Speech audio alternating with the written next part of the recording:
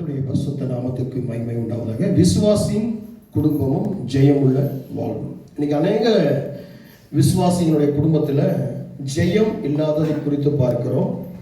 ஏன் இந்த ஜெயம் இல்லை அப்படின்பதற்கு கடந்த நாளில் சில காரியங்களை குறித்து பார்த்தோம்.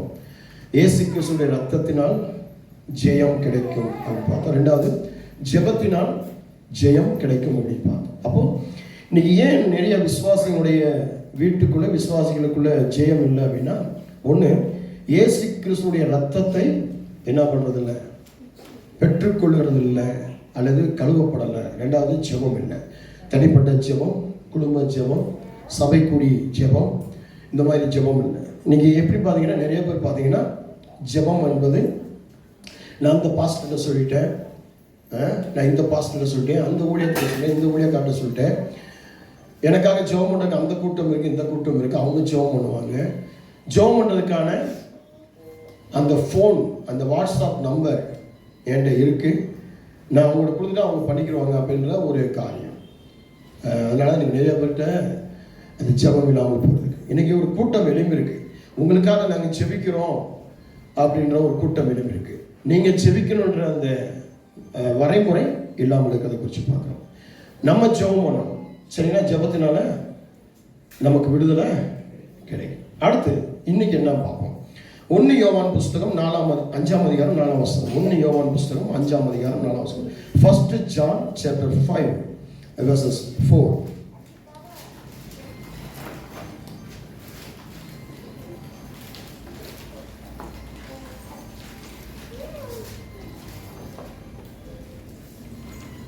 எடுத்து வாசிப்போமா? 1 யோவான் புஸ்தகம் 5ஆம் அதிகாரம். எல்லாம் தெரிஞ்ச வசனம் தானே? 4ஆவது வசனம். தேவனால் பிறப்பதெல்லாம் உலகத்தை ஜெயிக்கும். நம்முடைய விசுவாசமே உலகத்தை ஜெயிக்கிற ஜெயம்.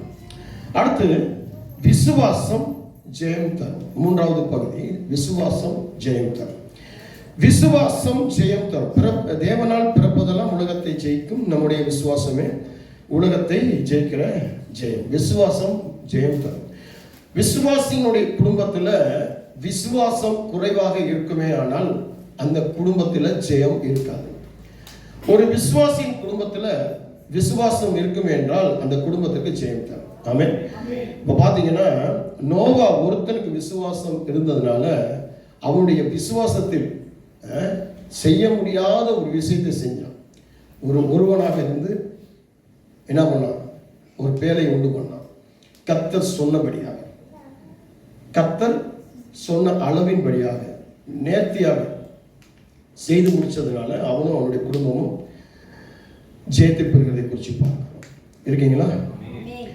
அடுத்து, அவன் அந்த பேழையை செய்யும் பொழுது அவனுக்கு எவ்வளவு தடைகள் இருந்துச்சு அப்படின்றத குறித்து பார்க்க முடியும். அவனுக்கு முன்பதாக அழகான பெண்கள் நடக்கிறாங்க. அப்போ பார்த்தீங்கன்னா, அந்த கூந்தல் தலை முடி பெண்களுக்கு நீளமாக இருக்கும். அதனால என்ன பண்ணுவான்னு கேட்டீங்கன்னா, அந்த சத்துருவானவன் சாத்தான் இந்த அழகை காட்டி மயக்குது. அதான் பைபிள் சொல்லுது, கண்கள் இச்சை, மாம்சத்தினுடைய இச்சை, மாம்சத்தினுடைய பெருமை, இதெல்லாம் நம்ம என்ன பண்ணணும், விடணும் அப்படின்றது சொல்றது இல்லையா? இந்த இச்சைகள்னால நம்ம என்ன பண்ணுவோம்?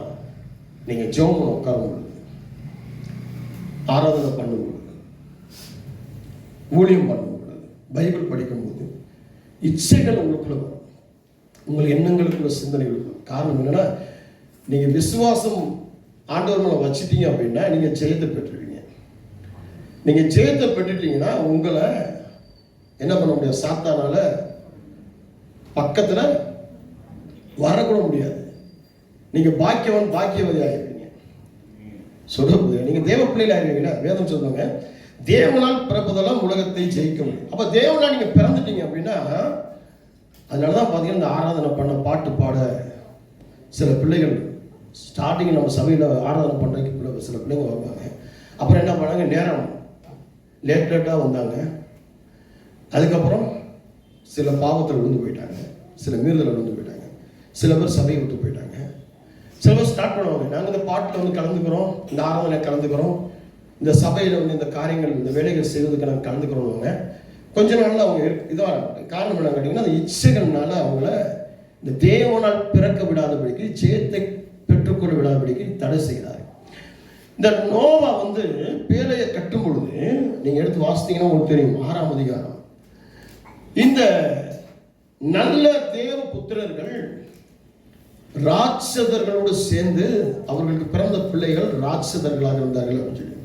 அப்போ என்ன கேட்டீங்கன்னா, நம்முடைய விசுவாசத்தை ஆண்டவர் மேல வச்சு ஆண்டவருக்குள்ளாக நம்மளை பிறக்க விடாதபடிக்கு, ஆண்டவருக்குள் நம்ம செயல்பட விடாதபடிக்கு நம்மளை மன உளைச்சல் அல்லது மன இச்சைகளை கொடுத்து, பெருமைகளை கொடுத்து. இன்னைக்கெல்லாம் நிறைய பேர் பார்த்தீங்கன்னா ஜெபம் பண்ணுறவங்க ஒரு பெருமை வைப்பாங்க. நாங்கள் ஜெபம் பண்ணதுனால தான் இந்த ஊழியக்காரன், இந்த ஊழியக்காரி, இந்த சபை, நாங்களாம் அந்த சபையில் ஜெபத்தை அப்படின்னு. ஜெபம் பண்ணுறது வந்து கர்வம் கிடையாது, தேவனோடு பேசுறது கர்வம் கிடையாது. இன்னைக்கு ஒரு கூட்டம் இருக்கு, ஜெபிக்கிற கூட்டம் அப்படின்னு, ஜெப வீரர்கள் அப்படின்னு, வெறும் வார்த்தையில தான் ஜெபம் இருக்கும்.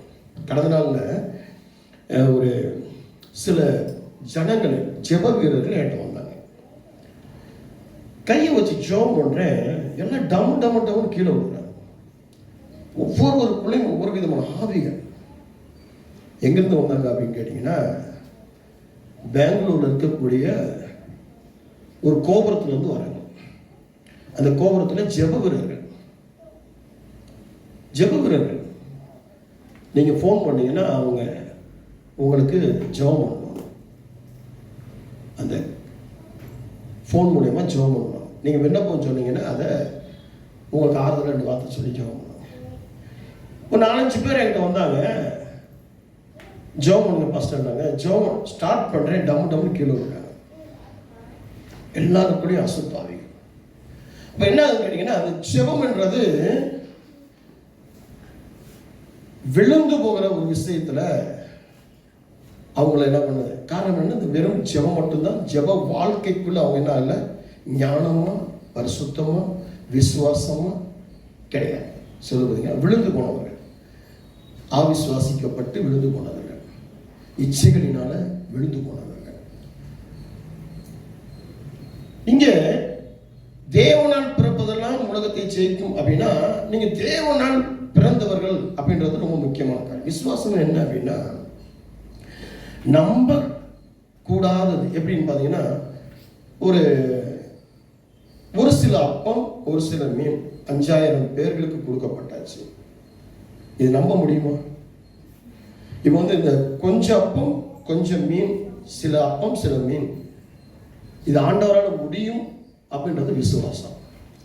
இது எப்படி சாத்தியம், இது எப்படி நடக்கும் அப்படின்னா அது அவிசுவாசம். இதான் விஷயமே. விசுவாசம்ன்றது அதுதான். அப்ப இது முடியும் அப்படின்றது வந்து விசுவாசம். இல்லாததை இருக்கும், நடக்காததை நடக்க வைக்கிறதும் இதுதான் விசுவாசம். நமக்குள்ள எல்லாமே நம்ம பார்த்தீங்கன்னா, நம்ம எல்லாமே வச்சிருப்போம் பாருங்க. ஒரு விசேஷம் நடக்குது அப்படின்னா அந்த விசேஷத்துக்கு நிறைய காரியங்களை நம்ம என்ன பண்ணி ஆயத்தப்படுத்தி வச்சுட்டு, நான் விசுவாசிக்கிறேன் பிரதர், நான் விசுவாசிக்கிறேன் சிஸ்டர், எனக்கு இவங்க உதவி பண்ணிடுவாங்க, எனக்கு இவங்க உதவி பண்ணிடுவாங்க, இவங்க எனக்கு இது தரேன் இருக்காங்க, எனக்கு இது தரேன் இருக்கிறாங்க அப்படின்னு சொல்லி எல்லாம் பார்த்து வச்சிருவாங்க. இந்த மாதம் வந்து உங்களுக்கு வந்து சாலரி வருது அப்படின்னா சாலரி மேலே உங்க விசுவாசம் இருக்கும். நான் இத்தனை நாள் வேலை பார்த்துருக்கிறேன், இத்தனை எல்ஓபி போயிடும், அது இவ்வளோ கிடைக்கும், இவ்வளோ ரூபா வருது, இந்த ரூபாயை நான் இப்படி பண்ணியிருக்கேன், இதெல்லாம் கொடுத்துருவேன், இதை நடத்திருக்கேன்.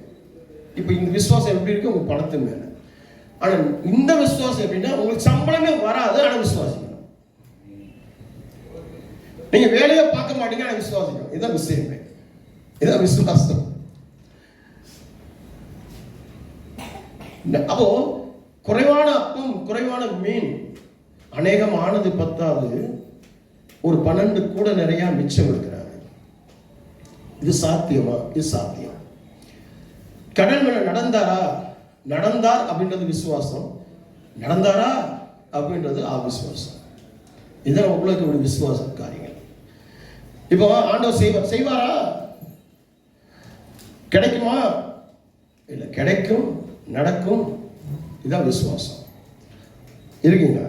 இப்போ விசுவாசம் என்பது என்ன அப்படின்னா, ஒன்று காணாததை காண்போம் அப்படின்றது. ரெண்டாவது நன்றி உணர்வோடு இருக்கக்கூடியது. தேவனால் பிறப்பது அப்படின்றதுனா நன்றி உணர்வோடு இருக்கக்கூடியது. உண்மையான பற்று, நன்றி உணர்வோடு உண்மையான பற்று. விசுவாசம் என்பது அது ஆண்டவரோடு இருக்கிறது அப்படின்னு கேட்டீங்கன்னா, உண்மையான பற்று, நன்றி உணர்வு. எனக்கு கர்த்தர் செஞ்சார், கர்த்தர் நடத்தினார். என் தாயின் கருவிலிருந்து நான் உருவான காலத்திலிருந்து இந்த பூமியில் வந்து விழுந்த நாளிலிருந்து என்னுடைய வளர்ச்சியில் அவர் எனக்கு வழியாக இருந்தார், சத்தியமாக இருந்தார், ஜீவனாக இருந்தார். எனக்கு அப்படி கொடுத்தார், எப்படி கொடுத்தார், அதை கொடுத்தார், இதை கொடுத்தார். இதுதான் விசுவாசம். எனக்கு என்ன செஞ்சார், எனக்கு என்ன கொடுத்தாரு. இப்போ ரசிக்கப்பட்டவங்க பாருங்க, பெரிய ஆள் ஆயிட்டாங்க, வீடு கட்டிட்டாங்க. இப்போதான் ரசிக்கப்பட்டாங்க, கார் வாங்கிட்டாங்க.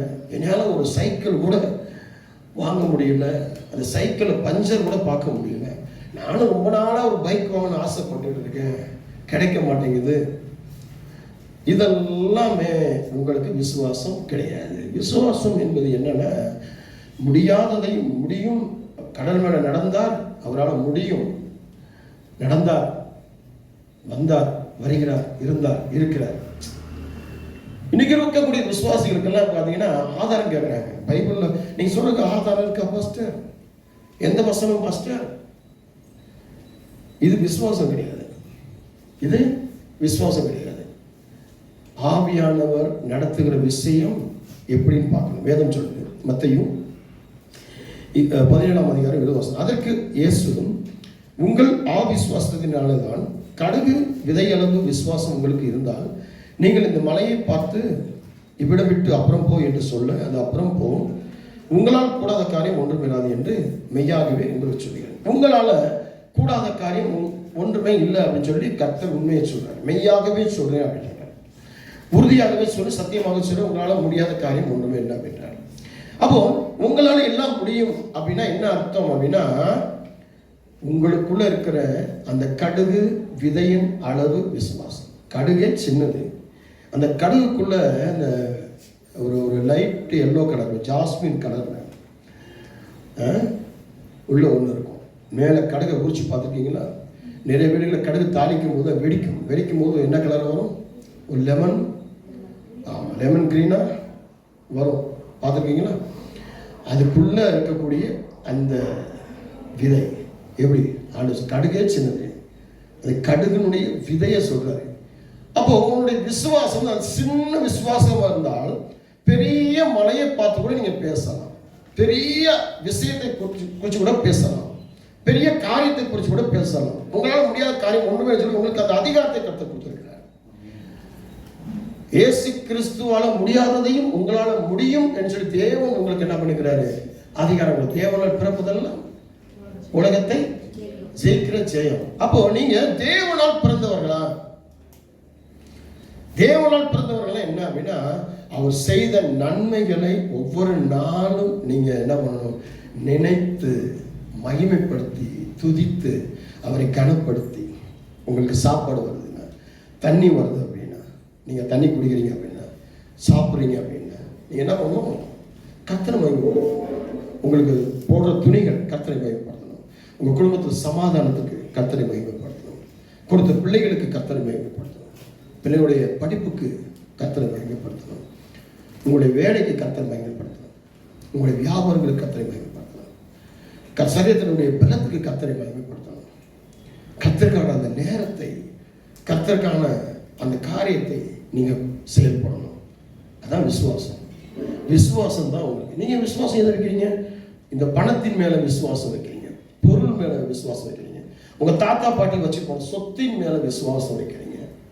நீங்க நிறைய பேர் சொல்லும்போது பாத்தீங்க, எங்க அப்பா அம்மா சொத்து வச்சுட்டு போயிருக்காங்க, என் தாத்தா பாட்டி சொத்து வச்சுட்டு போயிருக்காங்க.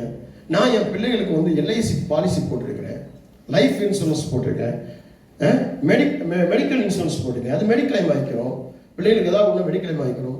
இப்படி எல்லாமே விசுவாசம் பூராமே இப்படிதான் இருக்க முடியும். ஒண்ணுமே இல்லையா, எனக்கு வருமானமே இல்லை, தாத்தா பாட்டி சொத்தே வச்சுட்டு போகல, எங்க அப்பா அம்மா சொத்தை வச்சுட்டு, நான் உழைச்சி சொத்தை வைக்கல, அன்னன்னைக்கு செலவு பண்ணிட்டேன். ஆனா கர்த்தர் நடத்துவார், கர்த்தர் கொடுப்பார், என்னை அதிகாரத்துல நடத்துவார், அதிகாரத்துல என்னை கொண்டு போவார், என்னை ஒரு அதிகாரியாக வைப்பார். இதுதாங்க விசுவாசம்.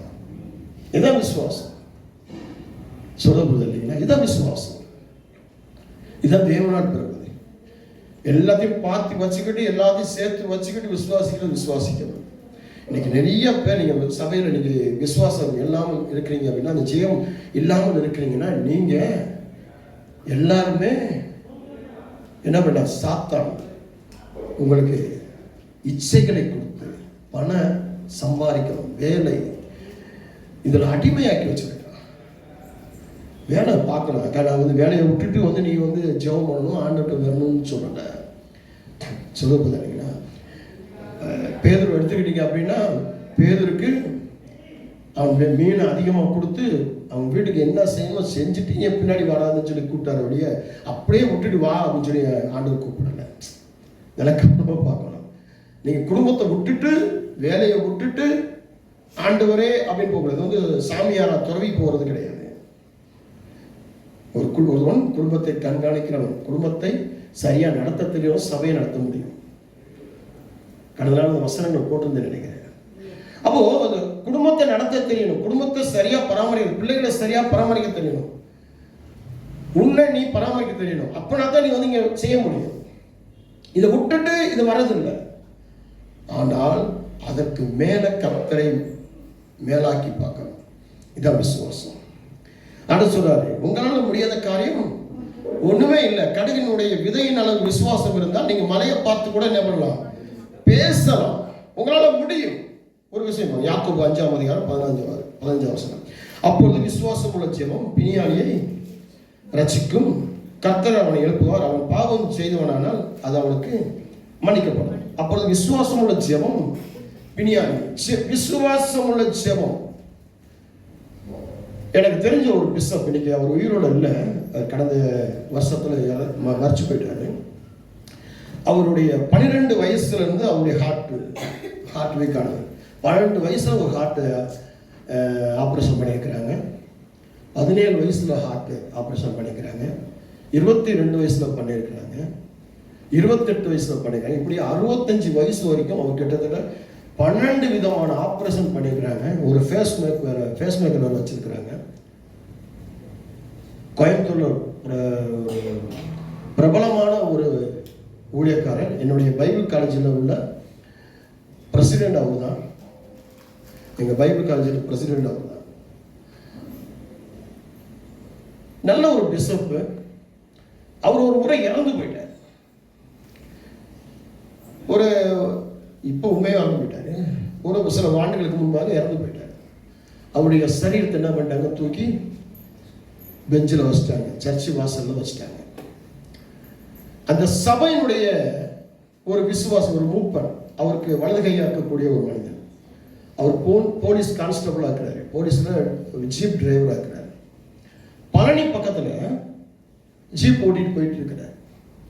அப்பா அவருக்கு ஃபோன் வருது, இந்த மாதிரி பாஸ்டர் தவறிட்டாரு, உடனே வந்துருங்க.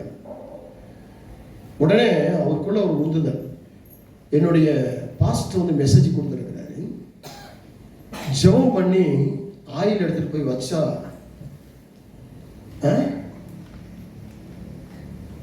என்ன, இந்த வசனத்தை தான் நினைப்படுத்துகிறேன். விசுவாசம் உள்ள ஜெபம் பிணியாளியை. இந்த வசனத்தை நான் கேட்டுட்டேன். ஒரு மெசேஜ் கொடுத்துருக்கிறார், வரைச்சு போன ஊழியக்காரர் இவருக்கு மெசேஜ் கொடுத்துருக்கிறார். ஒரு சண்டே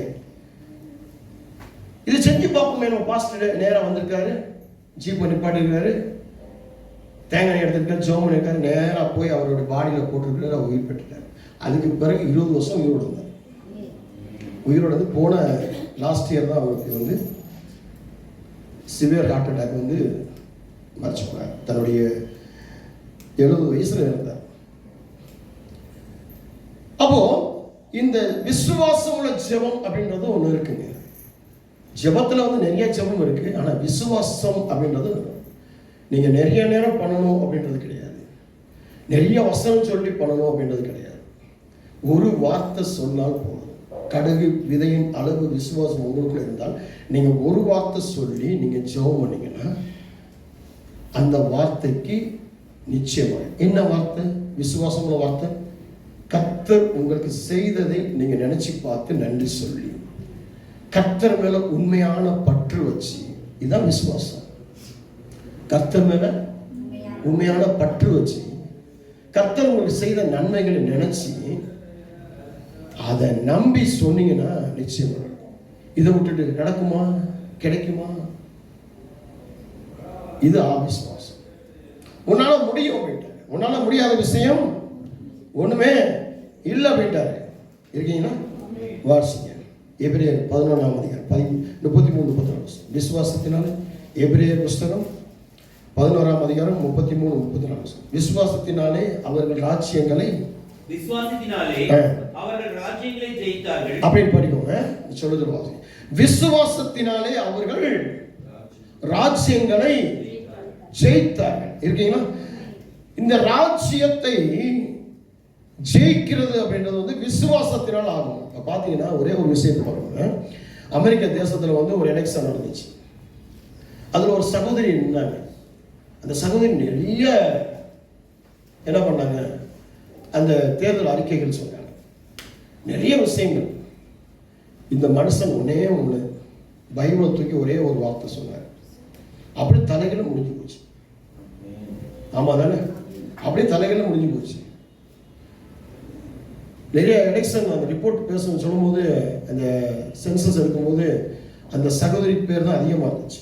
இவங்க தான் ஜெயிப்பாங்க, இவங்களுக்கு இவ்வளோ ஓட்டு விழுந்திருக்கு அப்படின்னு சொல்லி உலகமே நம்பிட்டு இருந்துச்சு. ஒரு சகோதரி என்கிட்ட வந்தாங்க, பாஸ்டர் அமெரிக்காவில் இப்படிப்பட்ட காரியம் இருக்குது, நீங்கள் யார் வருவாங்க எதிர்பார்க்குறீங்க அப்படின்னு சொல்லி. இவர் வந்துடுவார் அப்படின்னு. உடனே அந்த சிஸ்டர், இல்லை சார், அவங்க திருநெல்வேலியை சேர்ந்தவங்க, அவங்க ஒரு யூதரை கல்யாணம் பண்ணியிருக்கிறாங்க, அவங்க நிறைய செய்வாங்க, அப்படி போனவங்க இப்படி போனவங்க, அதெல்லாம் எனக்கு தெரியாது, இவங்க தான் வருவாங்க. இல்லை சென்சஸ்லாம் எடுத்து பார்த்ததில் வந்து ரொம்ப கம்மியாக இருக்குது அப்படி, அதெல்லாம் எனக்கு தெரியாது, இவங்க தான் வருவாங்க, நான் செய்வோம்னே இவர் தான் அப்படின்னு சொல்லி அனுப்பிட்டேன். சகோதரி எனக்கு ஃபோன் பண்ணாங்க, நீங்கள் சொன்னதுமே வந்துட்டாங்க. நான் சொல்லுவேன், ஆண்டு சித்தத்தின்படி எனக்கு விசுவாசம் தான். ஆமென். நிறைய பேர் சொன்னாங்க, இந்த ராஜ்யம், இந்த ஆளுநர், இந்த பிரதமர் வந்துடுவாங்க அப்படின்னு சொல்லி நிறைய ஆண்டவர் சொன்னாருன்னு சொல்லி தீர்க்க தரிசனமாக சொல்லிட்டாங்க. நான் சொன்னேன், இல்லை இல்லை, இவரே தான் மறுபடியும் வருவார். இன்னும் கலங்கி போக வேண்டிய நாட்கள் நிறையா இருக்குது, கலக்கம் நிறைய ஏற்படும், நிறைய பிரச்சனைகள் உண்டாகணும். ஆண்டவருடைய வருகை நெருங்கிட்டு இருக்கு, இவர் தான் திரும்ப வருவார். ஆமென். ஸ்தோத்திரம். நிறைய கிறிஸ்தவர்களும் அவருக்கு போய் ஓட்டு போட்டாங்க, நிறைய பாஸ்டர்களும் அவருக்கு ஓட்டு போட்டாங்க, நிறைய விசுவாசிகளும் அங்கே போய் என்ன பண்ணாங்க, மெம்பராக இருந்தாங்க, அங்கே போய் மெம்பர் கார்டு வாங்கினாங்க. ஏன்? எதனால? வேதம் விசுவாசத்தினாலே ராஜ்யங்களை, விசுவாசத்தினாலே ராஜ்யங்களை ஜெயிக்கிற முடியாதபடிக்கு இன்னைக்கு இருக்கு அப்படின்னு சொன்னா விசுவாசம் குறைவா இருக்குன்னு அர்த்தம். விசுவாசத்தினாலதான் ஜெயம் கிடைக்கும். நீங்க விசுவாசத்தீங்கன்னா தான் ராஜ்யங்களை என்ன பண்ண முடியும், ஜெயிக்க முடியும். நீங்க தோத்து போயிட்டு இருக்கீங்கன்னா உங்களுடைய விசுவாசம் கம்மியா இருக்குன்னு அர்த்தம். சொல்லுங்க அடுத்த வருஷம் நீதியை நடப்பித்தார். நல்ல வசனம் சொல்லுவாங்க, நீதியை நடப்பித்தார். இன்னைக்கு ஒருத்தரால நீதியா இருக்க முடியுதா? ஒரு கணவன் ஒரு நீதியா இருக்க முடியுதா? ஒரு மனைவி நீதியா இருக்க முடியுதா? ஒரு பெற்றோர்கள் நீதியா இருக்க முடியும்? ஒரு பிள்ளை நீதியா இருக்குதா? ஒரு குடும்பத்துக்குள்ள ஒரு நீதி இருக்கா? அந்த ரைச்சஸ்னஸ் அப்படின்ற ஒரு காரியம் இருக்கா? அந்த ஒழுங்கு, அந்த உத்தமம் இருக்கா? எங்க அவங்க நீதியில நடந்துட்டா அவங்களுடைய விசுவாசம் ஜெயிக்கக்கூடியதாயிரும். இன்னைக்கு நிறைய குடும்பங்கள் கலங்கி போயிட்டு இருக்கீங்க, நிறைய குடும்பங்கள் ரட்சிப்ப என்ன பண்ணீங்க, இழந்து போயிருக்கீங்க.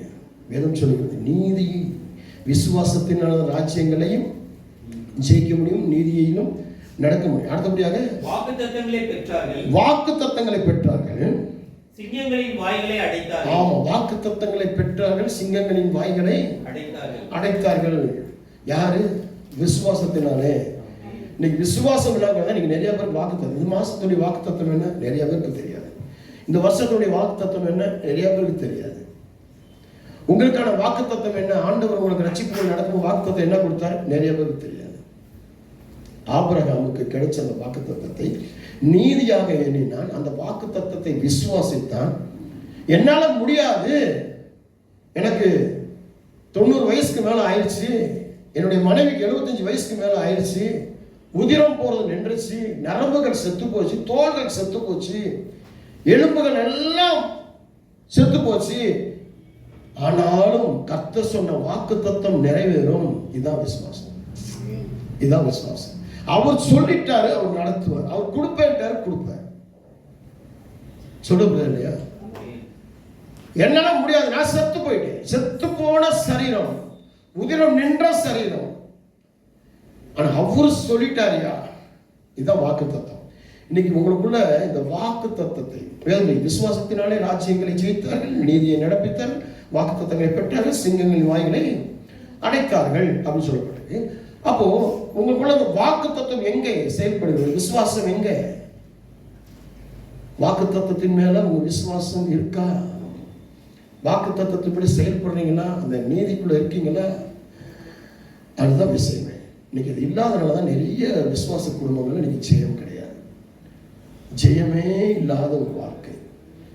எப்ப என்ன நடக்குமோ, ஏது நடக்குமோ, எப்போ ஊர் விட்டு போறதோ, எப்போ வீட்டில் என்ன நடக்கும்ன்ற பல புலம்பல்கள், குழப்பங்கள், எதையுமே ஒரு ஆனஸ்டா உறுதியா செயல்பட முடியாது. வந்தானுக்கு வந்தா, போனானுக்கு போனானு, இங்க ஒரு வாழ்க்கை, அங்க ஒரு வாழ்க்கை. இந்த வேலையில் ஒரு 10 நாள், அந்த வியாபாரத்தில் ஒரு 10 நாள், இன்னொரு வியாபாரம், இன்னொரு வேலை, இந்த வீட்டில் ஒரு 10 நாள், அந்த வீட்டில் ஒரு 10 நாள், இங்க கொஞ்சம், அங்க கொஞ்சம், நினைவுகள் இங்க கொஞ்சம், அங்க கொஞ்சம், சிந்தனைகள் இங்க கொஞ்சம், அங்க கொஞ்சம், யோசனைகள் இங்க கொஞ்சம், அங்க கொஞ்சம், எல்லாத்துலேயுமே கடைசி சொல்லுவாங்க, செத்து போயிடாமான்னு நினைக்கிறேன் பாஸ்டர், எனக்கு ஒரு சாவு வர மாட்டேங்குது, ஒரு தற்கொலை பண்ணிக்கலாம், எங்க ஓடி போலான்னு பார்க்கிறேன். எதிலுமே உறுதியில்லாத தன்மை நிறைய பேர்களை பார்க்க முடியும். காரணம் என்னன்னா, விசுவாசம் அவர்கள்ட்ட கிடையாது, அந்த உண்மையான பற்று அவர்கள்ட்ட கிடையாது, ஆண்டவர் மேல அந்த முழு நம்பிக்கை கிடையாது. இவங்க எப்போ பார்த்தாலும் யாரையாவது பற்றி கொண்டு எதையாவது சார்ந்து கொண்டுதான் இருக்கிறாங்க. இந்த தேவனை சார்ந்ததான வாழ்க்கை கிடையாது. ஒரு பேருக்காக வாக்கு தத்தங்களை பெற்று, ஒரு பேருக்காக வாக்கு தத்தங்களை பைபிள்ல சொல்லி அண்டர்லைன் போட்டு, ஒரு பேருக்காக அந்த வாக்கு தத்தங்களை கொண்டு போய் சுவரில் ஒட்டி வச்சு இப்படிதான். ஸ்பர்ஜன், லண்டன்ல ஊழியம் பண்ணக்கூடிய ஸ்பர்ஜன், பாஸ்டர் ஸ்பர்ஜன் ஒரு முறை என்ன பண்ணிக்கிறாரு, ஒரு ஊருக்குள்ள போயிருக்கிறார். அந்த ஊருக்குள்ள போகும்போது ஒரு கூரை வீடு இருந்திருக்கு. அந்த கூரை வீட்டில் ஒரு வயசான ஒரு அம்மா இருந்திருக்காங்க. அந்த அம்மாட்ட போய் பேசியிருக்காரு, என்னம்மா எப்படி இருக்கீங்க, எதை இருக்கீங்க, நல்லா இருக்கீங்கன்னா,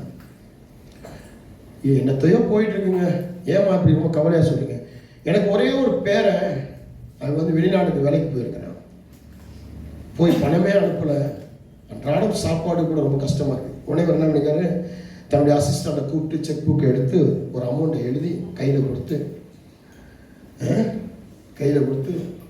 இதை வச்சு இது பண்ணிக்கோங்க, உங்கள் பையன், உங்கள் பேரன் அடுத்து பணம் அனுப்ப வரைக்கும் இது உங்களுக்கு செயல்படும் அப்படின்னு.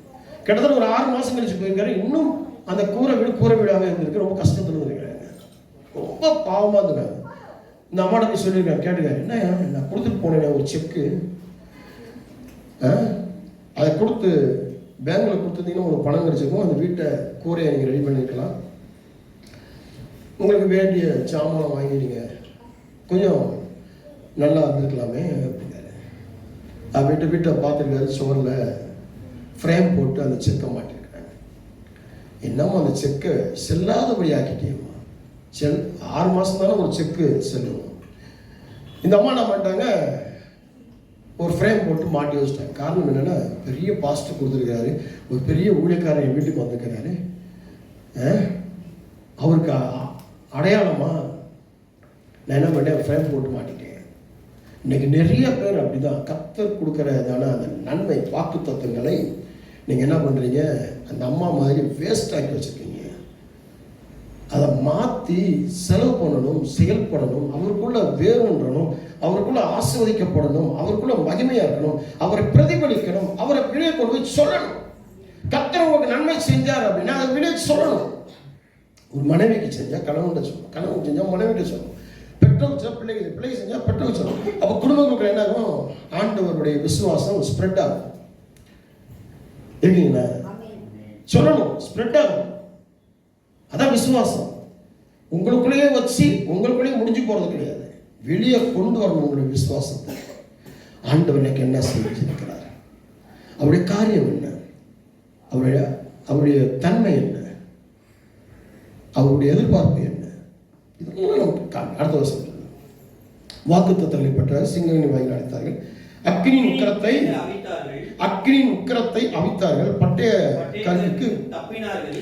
ஆம், அக்கினியினுடைய உக்கிரத்தை நல்ல கவனம். அக்கினி போல இருக்கிற பிரச்சனை, பற்றி எரிஞ்சு சாம்பலாக்கக்கூடிய பிரச்சனை இருக்கீங்களா? கடந்த நாள்ல தமிழ்நாட்டில் ஒரு கார் ஒரு பகுதியிலிருந்து இன்னொரு பகுதிக்கு அந்த கார் வந்துட்டு இருக்கு. அந்த கார் ஃபயர் ஆயிடுச்சு. நின்று இடத்துல எரிஞ்சிச்சு. புது கார், ஷோரூம்ல வந்து எடுத்துட்டு வர கார். எத்தனை பேர் அந்த செய்தி படிச்சீங்க அப்படின்னு தெரியல. புது கார் ஷோரூம்ல வந்து எடுத்து வர கார், ஷோரூம்ல வந்து வருது. எப்படி எரியும்? அதோடைய வீக்னஸ் என்ன? இப்போ நமக்கும் சில காரியங்கள் அக்கினி போல எரியுது அப்படின்னு பிரச்சனை அக்கினி போல உங்களை எரியுது, உங்களை கரைக்காக்கி போடுது, அல்லது உங்களை சாம்பலாக்கி போடுது அப்படின்னா வேதம் சொல்கிறது, ஒரு தங்கத்தை சுட்டி எரிக்கும் பொழுதுதான் அதோடைய மெருகு ஏறும். இப்படி நீங்க உணரணும். இப்படி உணராம நீங்க என்ன பண்ணீங்க? நாங்கள் சாம்பலாயிடுவோம், ஒண்ணுமே இல்லாம ஆயிடுவோம். அப்போ இந்த அக்கினி உக்கிரத்தை அவித்தார்கள் அப்படின்ற விஷயத்தை நம்ம கையில் எடுக்கணும். எனக்கு அக்கினி போல பிரச்சனை, என்னை சாம்பலாக்கக்கூடிய ஒரு பிரச்சனை வருதுன்னா என்னை மறுபடியும் ஜொலிக்கும்படியாக தங்கத்தை அக்கினியில போட்டு சுட்ட எரிச்சனை மறுபடியும் ஆண்டவர் என்னை யோபு சொல்றான், மறுபடியும் என்னை நான் பொன்னாக விளங்குவேன் அப்படின்றான். யோபு சொல்றான், மறுபடியும் இந்த பிரச்சனைகள் என்னை மறுபடியும் பொன்னாக விளங்கும் அப்படின்னு நம்ம அப்படிதான் சொல்லணும். இதை விட்டுட்டு நம்ம என்ன சாம்பலாயிடுவோமோ, அழிஞ்சு போயிடுவோமோ? கர்த்தர் நிச்சயமா உங்களை அழைத்தவர் உண்மை உள்ளவரை அழிக்கவே மாட்டார். ஆமென். எப்படி வேதம் சொல்லு? பட்டயக்கருக்கு தப்பினார்கள், பலவீனத்தில் பலம் கொண்டார்கள், யுத்தத்தில் வல்லவர்களானார்கள். உங்களுடைய விசுவாசம் தாங்க, உங்க விசுவாசம் தான் உங்களை என்ன பண்ணும்? உங்களுடைய பலவீனத்துல பலப்படுத்தும். நான் 1997 ஒரு வாகனத்தை எடுத்து ஓட்டிட்டு வந்துட்டு இருக்கிறேன். என்னுடைய தகப்பன் ஒரு பக்கம், என்னுடைய சகோதரன் ஒரு பக்கம் உட்காந்துருக்காங்க. நான் வாகனத்தை எடுத்து வந்துட்டு இருக்கிறேன். ஒரு இடத்துலேருந்து ஒரு இடத்துக்கு நான் போயிட்டு இருக்கிறேன். ஒரு இடம் வரும்பொழுது நைட்டு ஒரு 12 மணி 1 மணி இருக்கும். வண்டி அப்செட் ஆயிடுச்சு. என்னுடைய இடது கால் உடைஞ்சு போச்சு. அதோட அந்த வண்டியை தூக்கி நிப்பாட்டி மறுபடியும் தகப்பனை கொண்டு போய் அவங்க வீட்டில் விட்டுட்டு, சகோதரன் வீட்டில் விட்டுட்டு, திருப்பி இந்த வண்டியை கொண்டு போய் ஒரு இடத்துல விட்டுட்டு அங்கேருந்து நான் சைக்கிள் ஓட்டிட்டு வந்துட்டு இருக்கேன். அடுத்த நாள் டாக்டர்கிட்ட போகிறேன். டாக்டர் எக்ஸ்ரே எடுத்து பார்த்துட்டு செக் பண்ணி சொல்றாரு, கால் எலும்பு முறிவு ஏற்பட்டு.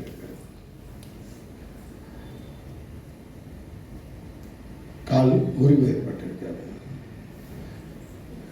எப்படி அந்த வண்டி அங்கேருந்து இத்தனை கிலோமீட்டர் ஓட்டிட்டு வந்தேன், எப்படி அதை மறுபடியும் நிப்பாட்டி சைக்கிள் எடுத்துட்டு போனேன், இதெல்லாம் எப்படி நடந்துச்சு, இது எப்படி முடியும்? டாக்டர் கேட்க எப்படி முடியும்? இது ஒரு விஷயம். அடுத்தபடியாக 2013 நைட்டு 10 மணிக்கு ஒரு நெஞ்சு வலி வருது. 11 மணி வரைக்கும் அந்த நெஞ்சு வலியில் அப்படியே இருக்கிறேன். 11 மணிக்கு பாஸ்டம்மா கூப்பிட்டு மணியால் நெஞ்சு வலி தாங்கலை. உடனே என்னோட 2 வீலர் எடுத்துகிட்டு ஒரு கிக்கர் வண்டி வச்சுருந்தேன், ஒரு எம்ஐடி வச்சுருந்தேன். வண்டி எடுத்துகிட்டு பாஸ்டம்மா கூட்டிகிட்டு போயிட்டேன். டாக்டர்கிட்ட போயிட்டேன். டாக்டர் சொல்கிறேன், டாக்டர் செக் பண்ணி சொல்கிறார், இல்லைங்க நீங்கள் உடனே நீங்கள் என்ன பண்ணணும், ஒரு கார்டியாலஜிஸ்ட்டை பார்க்கணும். உங்களுடைய ஹார்ட்டெல்லாம் கடகடனுது, பயங்கரமான வீக்கில் இருக்கீங்க, இம்மிடியட்டாக போயிருங்க. எதில் வந்தீங்க? 2 வீலர் வந்தீங்க. நீங்களே ஓட்டிகிட்டு வந்தீங்க? ஆமாம். வேணாம் 2 வீலர் ஓவர் நிப்பாட்டுங்க, ஆம்புலன்ஸை கூப்பிடுங்க, ஆம்புலன்ஸில் போயிருங்க. உங்களால் வண்டி ஓட்ட முடியாது. இங்கேருந்து இப்படி வந்தீங்கன்னா திரும்பி அங்கே தான் பண்ணுறேன், ஆம்புலன்ஸுக்கு கூட ஒன்று திருப்பி அங்கேருந்து வரேன். ஒரு கார்டியாலஜிஸ்ட்டை பார்க்குறேன். அவர் ட்ரீட்மெண்ட் பண்ணுறாரு. நைட்டு ஒரு 1:30 மணி. இல்லை நீங்கள் அட்மிட் ஆகணும் அப்படின்றாங்க. இல்லை எனக்கு ட்ரீட்மெண்ட் பண்ணுங்கள், நான் என்ன பண்ணுறேன், வீட்டுக்கு போயிடுறேன். திருப்பி வண்டி எடுத்துட்டு வீட்டுக்கு வந்துட்டேன். இன்னைக்கு வரைக்கும் ஜீவனோடு இருக்கிறேன். அவ்வளவு ஹார்ட் ப்ராப்ளத்துலையும் மெசேஜுக்கு நிப்பாட்டில், ஆராதனை நிப்பாட்டில், ஊழியத்தை நிப்பாட்டில், பைபிள் காலேஜுக்கு போகிறத நிப்பாட்டில், இன்னைக்கும் ஓடிக்கொண்டு இருக்கிறேன். கர்த்தர் இன்னைக்கும் ஓட வச்சுட்டு இருக்கிறேன். விசுவாசம். இந்த விசுவாசம் ஒண்ணுனால பலவீனத்திலே பலன் கொள்றதும், யுத்தத்தில் வல்லவராகிறதும், அந்நியருடைய சேனைகளை முறியடிக்கிறதும் நம்முடைய கைகளிலே கர்த்தர் கொடுத்திருக்கிறதான ஒரு அதிகாரம் விசுவாசம். விசுவாசம் இருந்தால் நீங்க ஜெயிக்க முடியும். எப்படிப்பட்ட விசுவாசம்? கடுகு விதையின் அளவு ஒரு விசுவாசம் உங்களுக்குள்ள இருக்கும் என்றால் நீங்க இவ்வளவு காரியங்களை செயல்பட முடியும். ஜெயம் உள்ளவர்களாக வாழ முடியும். ஜெயத்தை கர்த்தர் நமக்கு, அந்த வெற்றியை கர்த்தர் நமக்கு வச்சிருக்கிறார். அது ஜெயமில்லாத வாழ்க்கை நம்ம எங்க கொண்டு போகும்? நரகத்துக்கு கொண்டு போகும்.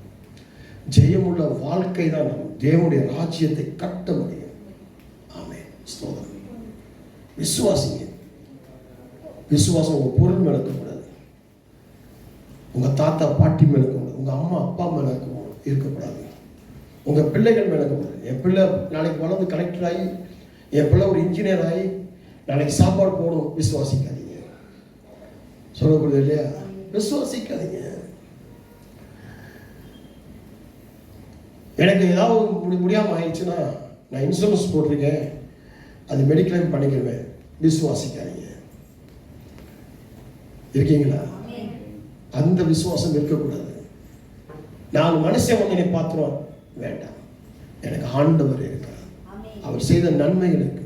தாயின் கருவிலே உருவாகிறதுக்கு முன்பதாக என் பேர் சொல்லி அழைத்தவர், அவர் உண்மை உள்ளவர்.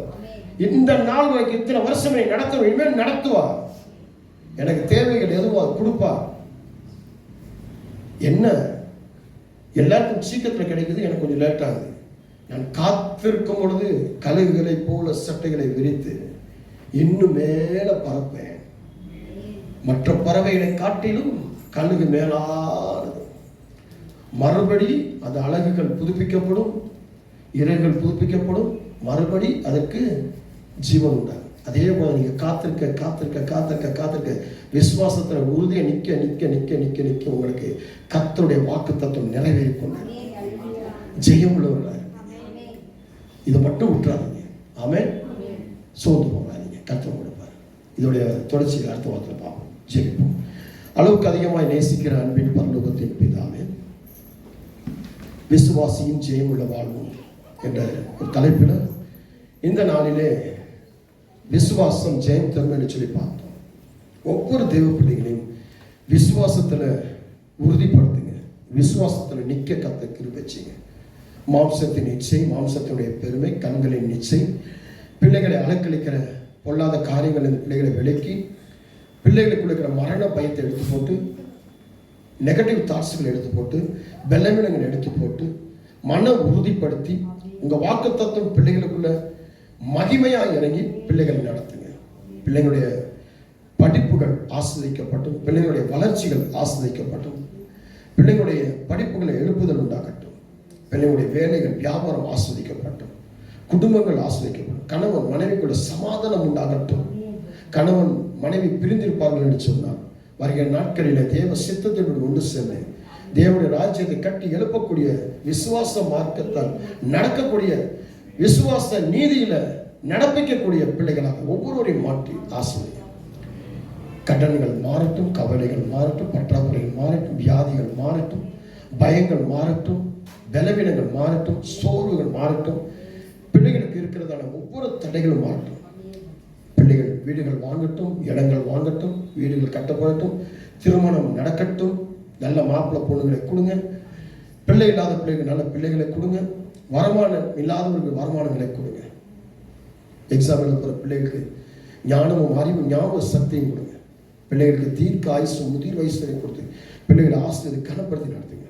ஊழியம் செய்கிற ஒவ்வொரு ஊழியக்காரிகளையும் ஆசைங்க, ஒவ்வொரு சபை ஊழியங்களையும் ஆசைங்க. தேசத்தை ஆசிரியங்க, பட்டணத்தை ஆசிரியங்க, எல்லைகளை ஆசிரியங்க, இந்த நாள் ஒவ்வொரு ஆசீர்வதிக்கப்பட்டோம். இயேசுவின் நாமத்தில் ஜெபிக்கிறேன். சொல்லுங்கள். ஆமென். கர்த்தர் உங்கள் அனைவரோட கர்த்தர் உங்களை ஆசீர்வதிப்பார். ஆமென்.